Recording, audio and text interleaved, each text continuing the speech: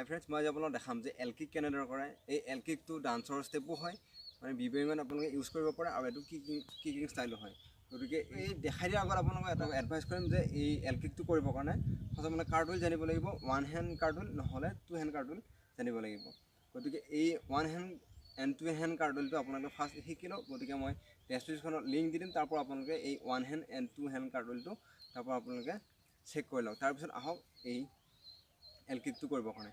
গতিকে আহকচোন মই এই এল কিকটো কেনেদৰে কৰে দেখাই দিওঁ। এই এল কিকটো কৰিবৰ কাৰণে ফাৰ্ষ্ট আপোনালোকে কাৰ্ডুল জানিব লাগিব। গতিকে কাৰ্ডুলটো চিম্পল এনেদৰে আছে, এইটো হয় কাৰ্ডুল, ঠিক আছে।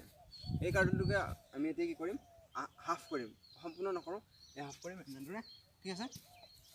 কিন্তু আমি সেইফালে গোটাই সম্পূৰ্ণ গুচি নাযাওঁ, এনেকৈ আছে পজিশ্যন ঠিক কাৰ্ডুলৰ দৰে এনেকৈ কৰক, এইটো দিলোঁ।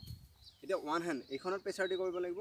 যদি আপোনালোকে লেফ্ট ছাইডে কৰে লেফ্ট এনেকৈ কৰিব লাগিব। মই এতিয়া আপোনালোকক ৰাইট ছাইড দেখাই আছোঁ, চৰি লেফ্ট ছাইডে কৰা দেখাই আছোঁ। ৰাইট ছাইড কৰিলে এইফালে হ'ব, এনেকৈ আছে, এনেকৈ দিলে এইটো, ঠিক আছে। এইটো এনেকৈ বেণ্ড হ'ব, এইটো এনেকৈ ষ্ট্ৰেট হ'ব, ঠিক আছে।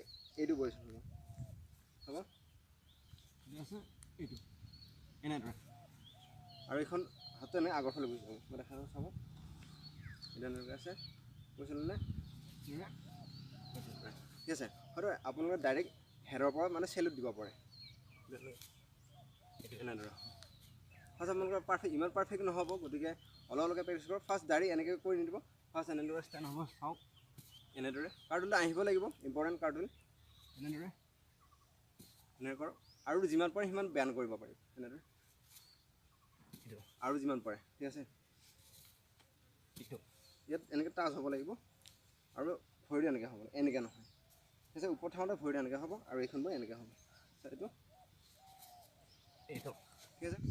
যেতিয়া আপোনালোকে প্ৰেক্টিছ কৰিব এই এল কিকটো, আপোনালোকৰ পাৰফেক্ট নহ'ব, হয়তো পৰি যাব খুজিব পাৰিব, এনেকৈ আছে, এনেকুৱা হ'ব।